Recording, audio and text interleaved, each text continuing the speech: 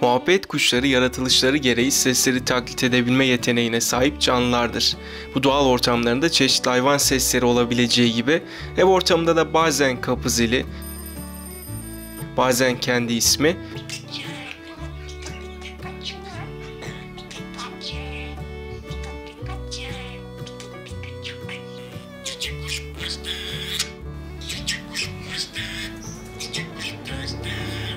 bazen de öğretilen kelimeler olabilir.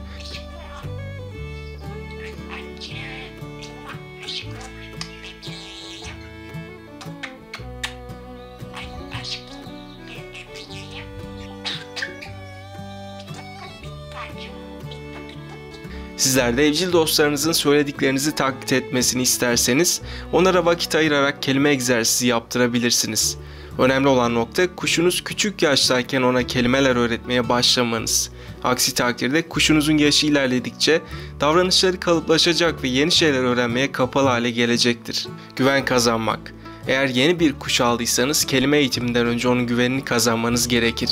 Kendinizi alıştırmadan kelime öğretmeye çalışırsanız kafes yanına yaklaştığınızda ürkek davranacak ve dikkatini size vermeyecektir.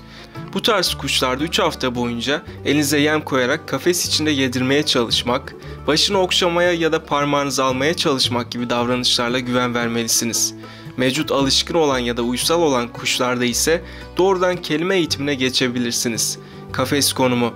Eğitim aşamasında kafes konumu çok önemlidir. Kuşunuzu sık sık kelimelere maruz bırakmak için kafesi en sık kullandığınız odaya koymalısınız. Oda içinde de en sık oturduğunuz koltuk ya da çalışma masanızın yanında olmalı. Ortam sesleri. Ortamda bulunan radyo, televizyon ve diğer kuş sesleri kuşunuzun dikkatini dağıtabilir. Eğitim öncesi ortam sessizliğini sağlamalısınız. Eğer başka kuşunuz varsa onun sesini duymayacağı şekilde farklı odaya götürmelisiniz. Eğitim zamanı. Kuşlarınızı strese sokmamak açısından günde 30 dakikalık doğrudan eğitim yeterli olacaktır. Doğrudan eğitimin yanı sıra odada vakit geçirirken ona kelime hatırlatmalarında bulunabilirsiniz. Ses kaydı. İnternet ortamında bulunan ses kayıtlarını kuşunuza dinletirseniz sizin sesinize hakim olamazlar. Başkasının sesinden öğrendikleri kelimeleri siz söylediğinizde buna karşılık vermeme riski ortaya çıkabilir. Bu nedenle kendi sesinizle birebir ve dudak hareketleriyle kelime öğretmeye çalışmalısınız. Pikachu, Pikachu, Pika Pika, Pikachu, Pikachu, Pikachu, Pikachu. Kuş ismi. Muhabbet kuşları isimlerini algılayabilen ve ismi söylendiğinde tepki veren canlılardır. Bu nedenle kelime eğitiminden önce kuşunuza ismini öğretmeniz, onun dikkatini çekmenizi kolaylaştırır. Eğer kuşunuz kafesin yanına yaklaştığınızda ve ismini söylediğinizde kulağını kabartarak size bakıyorsa dikkati sizdedir. Kelime seçimi. Kelimeleri ilk etapta basit ve telaffuzu kolay seçmelisiniz.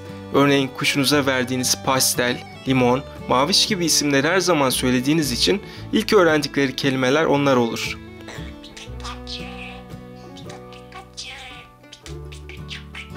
Babacık, öpücük, cici kuş, annecik, kuçu kuçu, aşkım canım gibi basit kelimeleri belirleyerek her gün bir tanesini çalıştırmalısınız.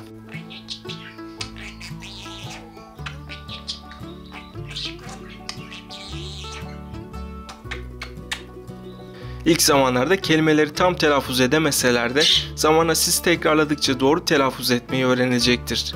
Kelimeleri öğrenen kuşlarınız bir süre sonra örneğin canım kuşum gibi birden fazla kelimeyi söyleyerek cümleler kurmaya başlayabilir.